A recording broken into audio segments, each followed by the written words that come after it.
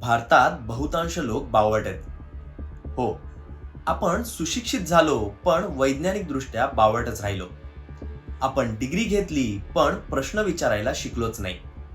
Engineer आहे पण WhatsApp forward verify करतच नाही.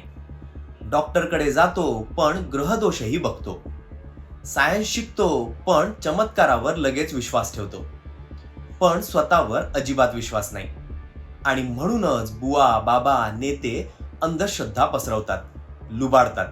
कारण एज्युकेशन म्हणजे फक्त माहिती. सायंटिफिक टेम्पर म्हणजे विचार करण्याची पद्धत. पुरावा मागणं, लॉजिक वापरणं, का असा प्रश्न करणं हे आपण शिकलोच नाही. भारतीय संविधानात सायंटिफिक टेम्पर हे ड्युटी आहे.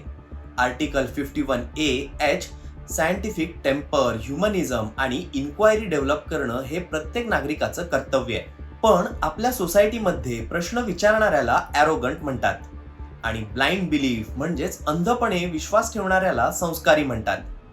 आपण एज्युकेटेड तर झालो पण अजूनही वैज्ञानिक दृष्ट्या बावटच राहिलो.